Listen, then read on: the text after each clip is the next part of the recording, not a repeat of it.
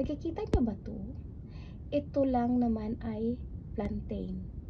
Ito ay nakikita niyo sa inyong bakuran or kung saan ito um, tumutubo sa mga paligid niyo lang. Ito ang plantain na pinakamabisang gamot sa lahat. Itong plantain na ito mga palangga, ito yung ginagamit sa mga sasaunang panahon. Ito yung ginagamit nila sa sugat na kasi noon mga langga wala pang mga medical na ano sa mga old people na ba, ito yung ginagamit na mga uh, first aid nila to, yung dahon at saka yung gamot at saka itong bulaklak na yan ay gamot, mabisang gamot ito mga palangga.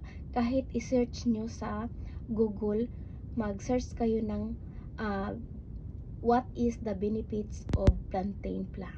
Ang halaman na ito mga palangga ay gamot lang naman sa mga dandruff, mga psoriasis, mga scalp, dry skin, yung mga may mga dandruff kayo dyan, ay mga insect bites, o lahat ng mga skin disease mga palangga, kahit sa acne nyo, or yung mga eczema, ito mga palangga, napaka mabisa.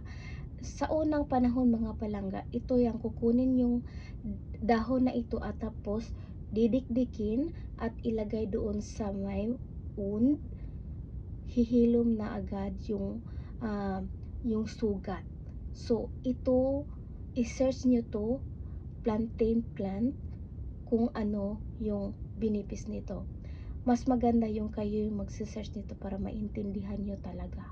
At hindi lang yun mga palangga, ito din ay edible. Nakakain din to. Ginagawa din ito ng tea. Ito ay nilalaga at saka iligay sa baso at yun yung gawin yung tea. Napakabisa ito mga palangga. Here we go. What are the benefits of drinking boiled plantain leaf? Drinking boiled plantain leaf may help soothe digestive irritation, easy mild cold, so gamot din to sa ubo, and reduce bodily inflammation, and natural compound including mucilage, tannins, and antioxidant coat gut lining, calm sore throat, and support overall immune health. So, diba? Napaka mabisa ito mga palangga. And also, digestive relief, respiratory support, anti-inflammatory effect, antimicrobial activity, or many more mga palangga. At ito pa mga palangga, hindi pa tayo natatapos doon sa plantain. Kilala niyo ba to? Ito lang naman ay nettle. Kilala ito sa lahat. Nakikita niyo to kahit saan. Nettle ito mga palangga, nettle plant. Kung isi-search niyo kung ano yung mga benefits ng nettle, ito ay maraming nakakagamot sa skin. Ito lang naman ay provides rich nutrient, reduce swelling, and help easy allergy symptom. Fight inflammation, compound, and nettle leaf reduce body swelling and may ease painful joint or arthritis. And also relieve allergies. Nettle act as a natural antihistamine to help calm sneezing, runny nose, and itchy eyes for high fever. Delivers nutrient. The leaves are packed with vitamin A, C, and K, plus iron, calcium, and magnesium. Nettle support heart health. Drinking nettle tea may help lower blood pressure and cholesterol levels. Act as a diuretic.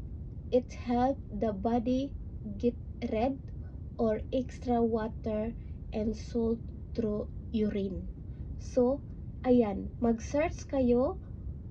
Maganda yung kayo mag-search para mabasa nyo at maintindihan nyo kung ano talaga ang gamot sa nettle. Yung nettle na to is eatable ito siya. Nagagawa ito ng tea. Kaya, ang ganda nitong gamot na ito. Kaya, gumagawa ako ng salt. Ito yung 2 ingredients na ito ay ito lang naman ang ginawa kong salt. Alam niyo kung bakit, mga palangga? I made this for personal use only, no? So dahil yung dudong ko, mga palangga, mayroon siyang problema sa kanyang ulo. Nag-aano siya, parang dandruff siya, mga palangga, pero hindi siya dandruff, hindi din siya psoriasis.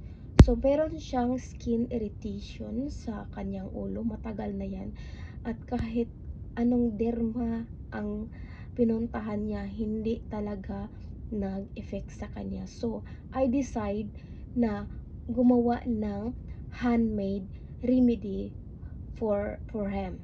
Dahil naiirita ako minsan kasi marami yung dito sa kanya, kaya naiinis ako. Kaya nag-research ako ng katagal-tagal.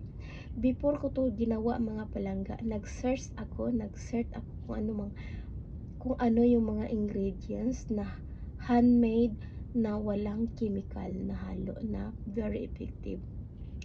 So ito na yun, mga palangga. Before I made this, nag-wait muna ako ng ilang months bago ma-perfect ko yung ingredients na ito, mga palangga. So ayan. So guys, nakikita nyo bawas na yan? Dahil ito ay ginagamit ko sa ulo ng aking dudong. Ginagamit ko to sa kanya twice a day. Isang beses sa umaga at isang beses sa gabi. So, tingnan nyo, ano ko palang ginamit to sa kanya. 2 beses ko palang siya nilagyan. So, yung ulo niya, tingnan mo, very effective talaga siya, mga palangga, dahil hindi na siya nagpula. Ganito yung kanyang ulo pag bagong ligo. Ganyan yung kanyang ulo, mga palangga. Ano pa, more than pa dyan, kasi mayroon siyang mga balakubak na malalaki. Kaya nakakadiri siya tingnan, pero wala kang magawa kasi asawa mo yun. Diba? So, ako, bilang partner, so naawa din ako, no? Kaya naghahanap talaga ako ng medical para sa kanya na handmade.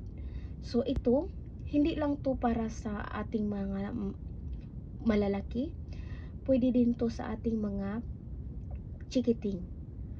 Alam niyo yung mga anak natin, madalas silang magda-dry, lalo na sa mga bibi natin na kakalabas lang nila galing sa banihagin.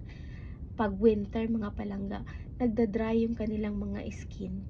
Ito, maglagay ka lang yan, ganyan, tapos ipapahid nyo sa kanilang skin or dito talaga. Napakaganda nito, mga palangga. At saka ito ay mabango. Naglagay ako ng konting drop ng essential para meron naman siyang mabango konti. So, ayan.